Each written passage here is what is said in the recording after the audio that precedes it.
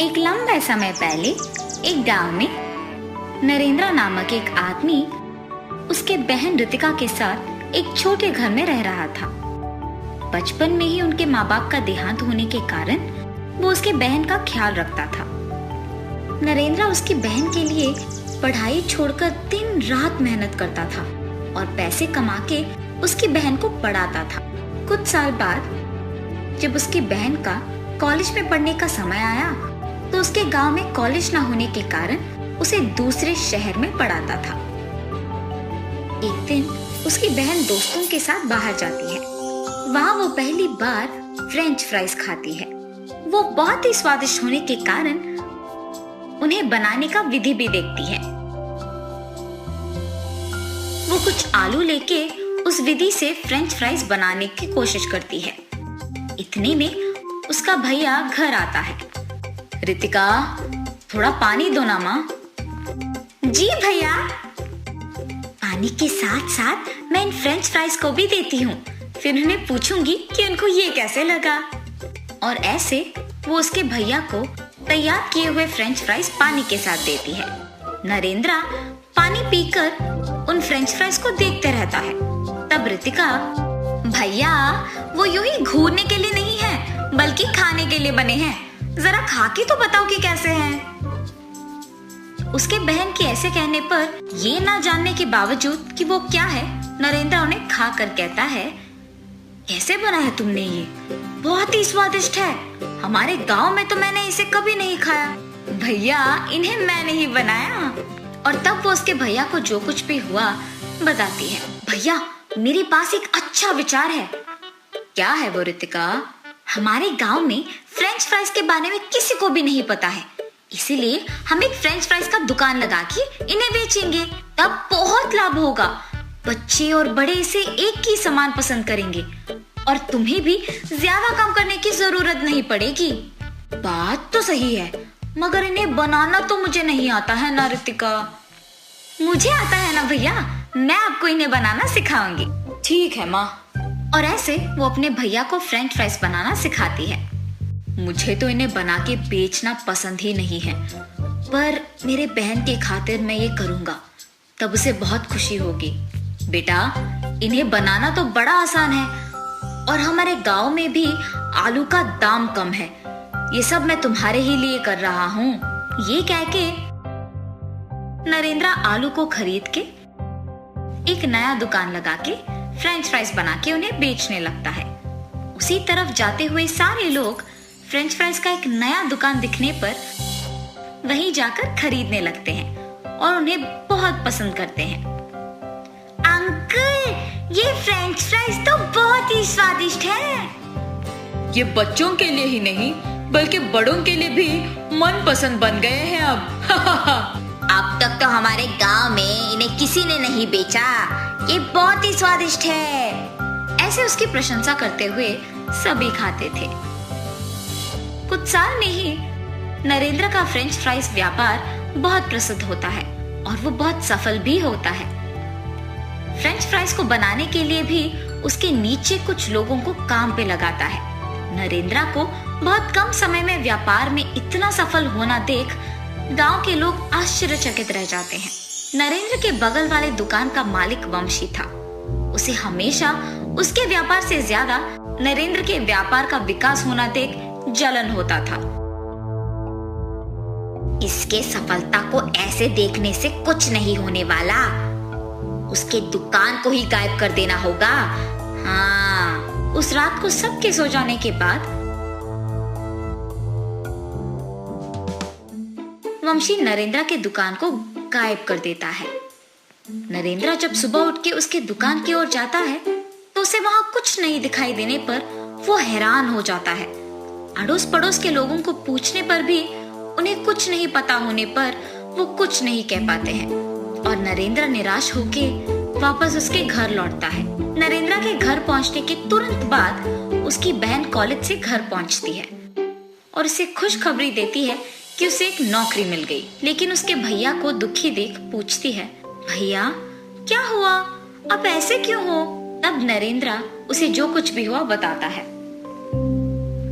आप निराश मत हो भैया, अब मेरा नौकरी लग गया है ना, आप पहले से भी बड़ा फ्रेंच फ्राइज का दुकान लगाइए और इस बार हम अपने दुकान के बाहर एक सीसी कैमरा भी लगाएंगे। कुछ दिन बाद रितिका उसके वादा के अनुसार ही उसके वेतन के पैसों को लाकर उसके भैया के हाथों में देती है। तब नरेंद्र उसी स्थान में पहले से भी बड़ा दुकान लगाता है और बाहर एक सीसी कैमरा को भी लगवाता है। उसका दुकान प्रसिद्ध होने के कारण सभी वापस उसी के दुकान आने लगते हैं और वही फ्रेंच फ्राइज खरीदते हैं। ये देख वंशी वापस उसके व्यापार को छोड़कर नरेंद्र के व्यापार के बारे में दुखी होता है। ऐसे ही कुछ दिन बाद नरेंद्र का व्यापार और उसका विकास देख उसे कुछ न कर पाने के कारण वंशी बहुत दुखी होकर बहुत बीमार पड़ जाता है। मैंने हमेशा नरेंद्र के व्यापार और उसकी उन्नति को देख रोया है, पर खुद के व्यापार पर कभी ध्यान नहीं दिया मैंने। अगर दिया होता तो आज मेरे व्यापार के साथ साथ मेरा भी सेहत ठीक होता, मैं से बीमार नहीं पड़ जाता।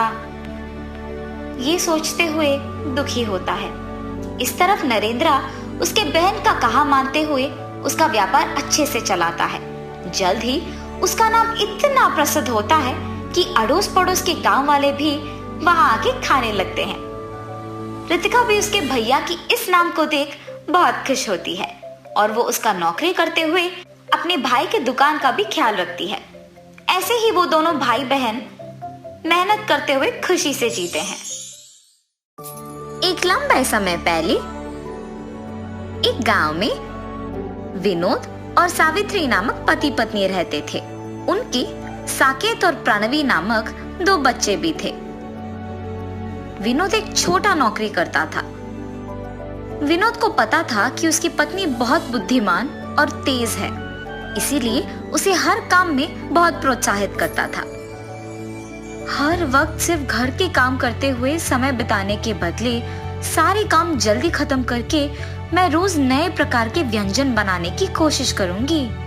हाँ, तभी मैं एक ना एक दिन खुद का एक नाम कमा पाऊंगी। ऐसे हर रोज अखबार में, टीवी में अलग प्रकार के व्यंजनों को देख घर पे बनाने की कोशिश करती थी। एक दिन अखबार में मटका मटन बिरयानी का विधि पढ़ के उसके घर में सारे काम खत्म करके एक मटके को लेके उसे साफ करके मटन बिरयानी के लिए जरूरी सामग्री तैयार रख के मटन बिरयानी बनाती है। घर में मौजूद परिवार वालों को मटके में बिरयानी परोस के उसे स्वाद करने कहती है, ताकि वो ये जान सके कि उसका स्वाद कैसे है। उसके पति और बच्चे मटन बिरयानी का नाम सुनते ही उत्साहित होके खाना शुरू करते हैं। अखबार में जैसे दिया गया था वैसे ही बनाने पर मटन बिरयानी बहुत तीखा बनता है। माँ, मटन बिरयानी बहुत तीखा है, इसे खाना मुझसे नहीं होगा, ऐसे कह के चला जाता है और उसके पीछे ही प्रणवी और उसके पति विनोद भी चले जाते हैं। अपने परिवार वालों का उसके हाथ का बिरयानी ना खा पाना उसे बहुत निराश करती है। उसे दुखी देख उसके पति उसके पास आके कहते हैं, अरे सावित्री, क्यों दुखी हो?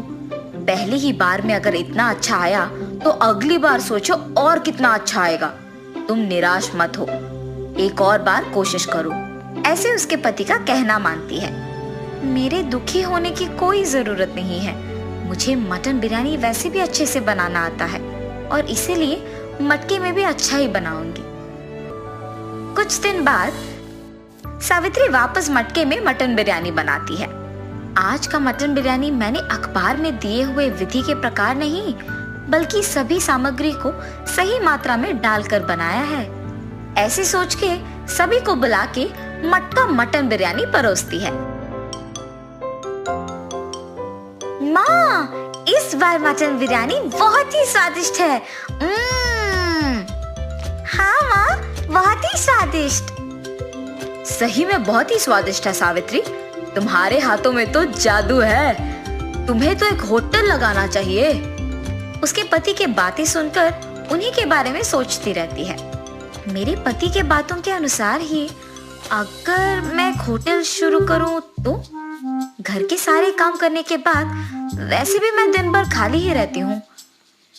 ये फैसला करके अपने पति के पास जाती है। सुनिए, आपकी बातों के बारे में मैंने बहुत सोचा है। मैंने फैसला किया है कि मैं एक होटल शुरू करूंगी।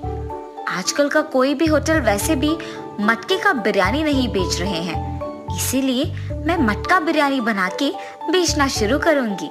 सावित्री, तुम सही बात कर रही हो। मुझे भी ऐसा कभी नहीं लगा कि मटके का बिरयानी भी इतना स्वादिष्ट हो सकता है। इतना ही नहीं, तुम्हारे जितना अच्छा तो और कोई नहीं बना सकेगा। ऐसे वो एक होटल शुरू करने के लिए सभी तैयार करती है। एक होटल शुरू करती है।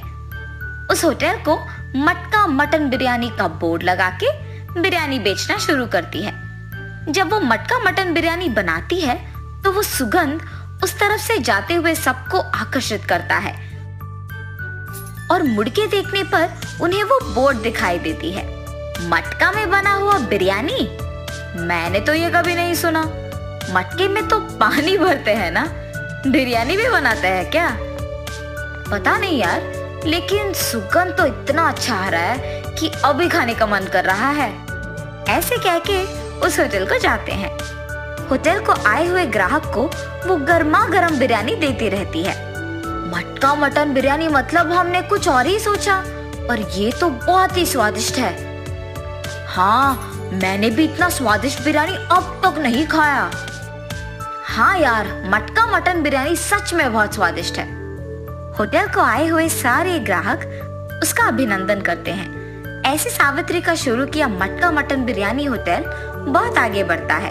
उस गांव के जमींदार भी मटका मटन बिरयानी के बारे में सुनकर उनके घर में दावत के लिए वहीं से बिरयानी मंगवाते हैं। जमींदार की आज्ञा के प्रकार ही मटका मटन बिरयानी तैयार करके जमींदार के सेवक को देकर भिजवाती है।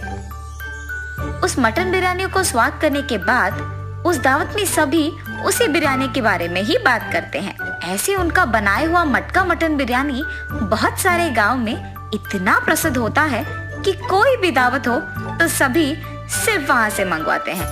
ऐसे ही सावित्री उसके विचार के अनुसार खुद एक बहुत अच्छा नाम कमाती है और खुश रहती है। आज अगर मैं इतना बड़ा नाम कमा पाई हूँ तो वो सिर्फ मेरे पति के प्रोत्साहन की वजह से ही कर पाई हूँ। क्या हुआ सावित्री? बहुत समय से देख रहा हूँ, बहुत गहरी सोच में पड़ गई हो। आज अगर मैं इतनी खुश हूँ तो सिर्फ आप ही की वजह से। जब मैं निराश हुई तो आप ही ने मुझे प्रोत्साहित किया, आपने मुझे बहुत सहारा दिया। आज उसी की वजह से मैं इतना नाम कमा पाई हूँ। उसके बाद से विनोद अपना नौकरी छोड़ के होटल को संभालने लगता है। जो भी होटल से बिरयानी मंगवाता है उन्हें खुद मटन बिरयानी देता है और ऐसे वो दोनों खुशी से जीते हैं। एक लंबे समय पहले रामपुर नामक एक गांव में विश्वनाथ और मुकेश नामक दो आदमी अगल बगल के घरों में रहते थे। विश्वनाथ उनका सरकारी नौकरी छोड़कर घर पे ही रहते थे और मुकेश एक बीमा एजेंट की नौकरी करते थे। मुकेश के नित्या और राजेश नामक दो बच्चे थे। उनको बच्चों से बहुत प्यार होने के कारण वो उनके लिए सब कुछ लाके देता था। मुकेश को पौधों से भी बहुत प्यार था, इसीलिए वो उसके घर के सामने के बागीचे में अलग प्रकार के पौधे उगाता था। विश्वनाथ अकेले रहता था और इसी कारण उसे पता नहीं चलता था कि वो क्या करे और यूं ही दुखी रहता था। मैं ऐसे खाली ही पड़ा रहूंगा तो ऐसे ही सोच में पड़ के दुखी हो जाऊंगा, इसीलिए मुझे अपने आप को व्यस्त रखने के लिए कुछ काम करना होगा। ऐसे वो काम की सोच में पड़ जाता है। हाँ, अगर मैं अपने घर के सामने एक बागीचा बनाऊंगा तो उनमें अलग प्रकार के पौधे लगाकर उन्हें बेच सकूंगा और इतना ही नहीं, मेरा सारा वक्त पौधों को संभालने में ही जाएगा। ये फैसला करके वो पौधों को लाके उन्हें उसके घर के सामने के बागीचे में लगाता है और उन्हें बेचना शुरू करता है। उसके पास अलग प्रकार के पौधे मिलने के कारण सभी उसी के पास आके पौधे खरीदते थे। इसी कारण वो पौधे लाकर उन्हें वहां लगाता था। हर रोज सुबह मुकेश भी उसी समय में उनके पड़ोसी विश्वनाथ को पौधों को पानी डालते हुए देख चौंक जाता है और तब उसे विश्वनाथ का बागीचा दिखता है। मुकेश अपने पौधों को ज्यादा पानी डालने के कारण वो बहुत ही सुंदर दिखते थे, लेकिन विश्वनाथ उनके पौधों को बस जितना जरूरी था उतना ही पानी डालने के कारण वो दिखने में उतने सुंदर नहीं थे। मैं अपने पौधों को उनसे ज्यादा पानी डाल रहा हूँ, इसी कारण मेरे पौधे दिखने में बहुत हरा भरा और सुंदर है। ये सोचकर उनके पौधों को पानी डालकर वहाँ से चले जाता है। कुछ देर बाद मुकेश विश्वनाथ के पास कुछ लोग आकर उससे पौधे खरीद के जाना देखता है। मेरे पड़ोसी विश्वनाथ पौधों को कब से बेचने लगे? मुझे तो पौधों से प्यार है, इसीलिए मैं अपने नौकरी के साथ साथ ये काम भी कर रहा हूँ। और अगर मैं इन पौधों को बेचने लगूंगा तो इनसे ज्यादा मेरे ही पास पौधे बिकेंगे। हाँ, सारे लोग मेरे ही पास आएंगे। और उसके फैसला के मुताबिक ही अगले दिन वो भी अलग प्रकार के पौधे लाकर उसके बागीचे में लगाता है और विश्वनाथ की ही तरह वो भी उन्हें बेचने लगता है। उसकी सोच के ही अनुसार सभी लोग पौधे अच्छे दिखने पर मुकेश के पास आकर ही उन्हें खरीदते थे। मेरे सोच के अनुसार ही सभी विश्वनाथ से ज्यादा मेरे पास आकर पौधे खरीद रहे हैं, ऐसे खुशी से पौधों को बेचता था। हाँ, भीमा को बेचने के साथ साथ मुकेश पौधों को भी बेचने लगा है क्या? चलो अच्छा है, इस गांव में मेरे अलावा कोई और तो पौधों को नहीं बेचता था पहले, ऐसे विश्वनाथ सोचता है। उन दोनों का व्यापार अच्छा चलने पर दोनों खुश रहते हैं और ऐसे बहुत दिन गुजर जाते हैं। एक रात को अचानक एक भयानक तूफान शुरू होता है। अरे रे, इस डरावने तूफान की वजह से न जाने मेरे पौधों का क्या ही हाल होगा। हाय भगवान।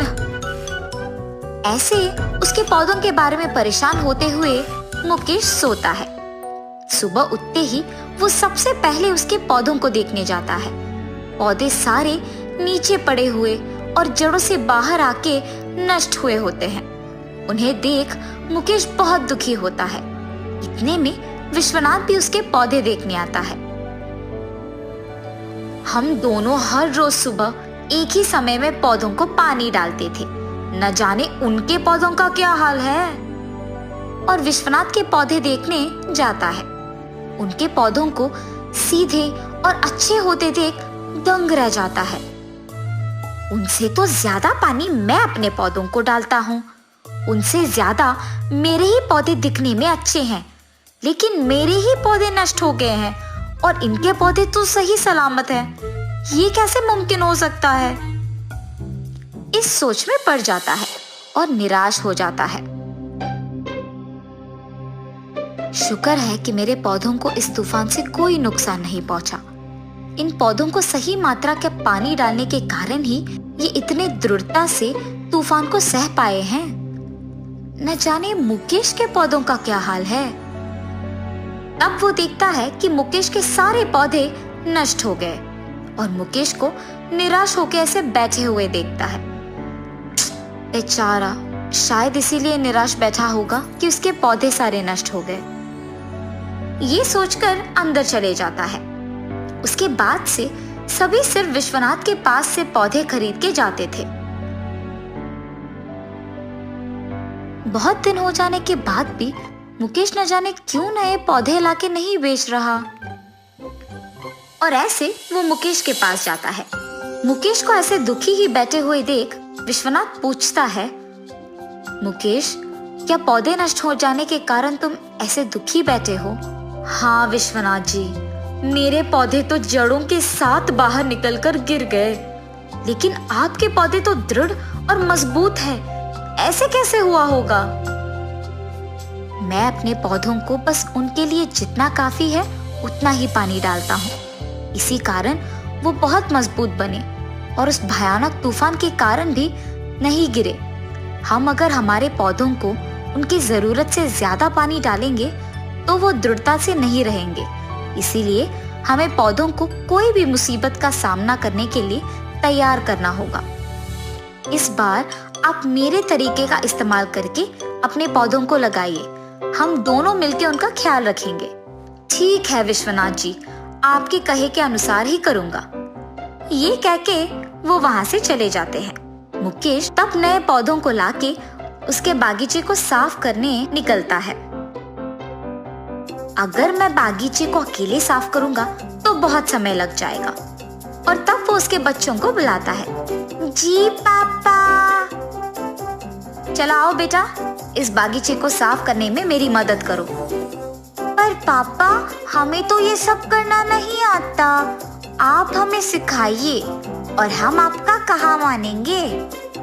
ठीक है बेटा, बस मैं जैसे करता हूँ वैसे ही करो। वो तीनों मिलके बागीचे को साफ करते हैं। ये सब देख विश्वनाथ जी, पौधों के मामले में ही नहीं बल्कि बच्चों के मामले में भी हमें यही करना है। उन्हें ऐसे बड़ा करना है कि वो कोई भी मुसीबत का सामना कर पाए, तभी वो सारा काम करना सीखेंगे। अगर लाड ज्यादा करेंगे तो जब उन पे मुसीबत का साया पड़ेगा तो वो कमजोर पड़ जाएंगे और उसका सामना नहीं कर पाएंगे। इसीलिए उन्हें भी दृढ़ और मजबूत बनाना होगा ताकि वो हर मुश्किल का सामना कर पाए। तब से मुकेश विश्वनाथ जी के सलाह के अनुसार बच्चों का और पौधों का अच्छा ख्याल रखते हुए उन्हें हर मुसीबत का सामना करने के लिए तैयार करते हैं और वो सभी खुशी से उनका जीवन बिताते हैं। तो इस कहानी का नैतिक क्या है? अगर हम इन पौधों को बच्चे समझेंगे तो इस कहानी से आपको ये समझ आएगा कि बच्चों को प्यार के साथ ही मुसीबत का सामना करने के लिए तैयार करना बहुत जरूरी है। अगर उन्हें कोई काम नहीं करने देंगे या सिखाएंगे नहीं तो वो भविष्य में अपने आप कुछ नहीं कर पाएंगे और मुश्किलों का सामना नहीं कर पाएंगे। इसीलिए उन्हें प्यार, अनुशासन और शिक्षण सब कुछ सही मात्रा में सिखाना जरूरी है। चंद्रबाबू पैसे कमाने के लिए हैदराबाद जाता है। वहाँ एक व्यापार शुरू करने के लिए गहरी सोच में पड़ जाता है। चाय पीने के लिए बाइक पे निकलता है। सर्कल के पास ट्रैफिक पुलिस कुछ लोगों को समझाते रहता है। उसी तरफ जाते हुए चंद्रबाबू को पुलिस पकड़ लेता है। सर क्या हुआ, आपने मुझे क्यों पकड़ा? तुमने हेलमेट नहीं पहना और वो कानून के खिलाफ है, इसीलिए मैंने तुम्हें रोका है। गलती हो गया है सर, इस बार के लिए माफ कर दीजिए। ठीक है, फाइन भर के जाओ। फाइन कितना है सर? 500। उसके बाद चंद्रबाबू चाय पीने के लिए जाता है। चाय पीते हुए उसे एक विचार आता है, वैसे तो मैं यहाँ एक व्यापार शुरू करने के लिए आया हूँ ना, तो क्यों ना मैं एक हेलमेट का दुकान खोलूं। चंद्रबाबू का दुकान तैयार हो जाता है और खुलने के बाद हर रोज बहुत सारे ग्राहक आते हैं। इसीलिए वो एक भरोसेमंद को दुकान में काम करने के लिए लगाता है। उसका नाम संतोष है। मैं बाहर काम पे जा रहा हूँ संतोष। जी साहब, मैं यहाँ दुकान संभालूंगा। ऐसे कुछ दिन बीत जाते हैं। उसका व्यापार अच्छा चल रहा था और बहुत लाभ भी आता है। लाभ को देख संतोष लालची बन जाता है। हमेशा की तरह चंद्रबाबू जब कुछ काम पे बाहर जाता है तो उस समय में संतोष कुछ पैसे चुरा लेता था दुकान से और चंद्रबाबू को कोई शक नहीं होता है। ऐसे ही कुछ दिन गुजर जाते हैं। संतोष, तुम्हारा वेतन कम है ना? जी साहब। ठीक है, अब से तुम्हारा वेतन होगा 10,000 रुपए। बहुत बहुत शुक्रिया साहब। अब से इस दुकान का ख्याल तुम्हें ही रखना होगा, ठीक है? मुझे गांव जाना होगा, वहां कुछ काम है। 10 दिन बाद आऊंगा। जी साहब, आपके आने तक मैं दुकान का बहुत अच्छा ख्याल रखूंगा। चंद्रबाबू के गांव जाने के बाद हर रोज के पैसे में से आधा संतोष ले लेता था। 10 दिन बाद चंद्रबाबू उसकी बेटी के साथ हैदराबाद आता है और सीधा उसकी दुकान पहले जाता है। इन 10 दिनों में कितने पैसे आए हैं संतोष? 50,000 साहब। अरे ऐसे कैसे? हर रोज का हमें 10,000 मिलता था ना, इतना कम कैसे हो गया? चंद्रबाबू को उस पर शक आता है, मगर वो कुछ कहे बिना वहां से चले जाता है। क्या हुआ पापा? कुछ नहीं बेटी, मेरे गांव आने से पहले हमारा दुकान लाभ में चल रहा था, लेकिन इन 10 दिनों में बहुत कम हो गया है। लगता है कि हेलमेट ज्यादा नहीं बिक रहे हैं। पापा, शायद संतोष कुछ पैसे ले रहा है।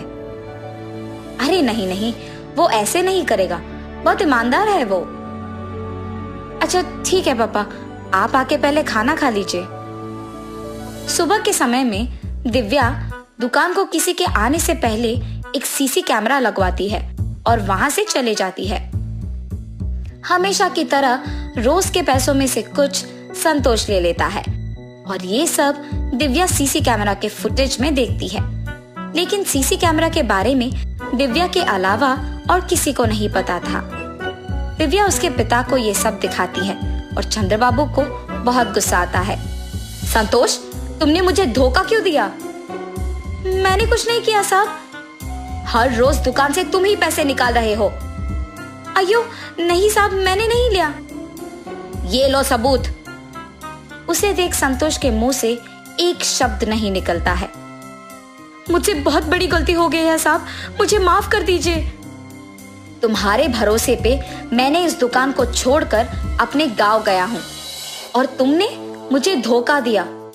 अब तुम्हारा यहाँ कोई जगह नहीं हो सकता है। अगर कोई हम पे भरोसा रखता है तो हमें उनका भरोसा ऐसे नहीं तोड़ना होगा। धोखा देना बुरा है।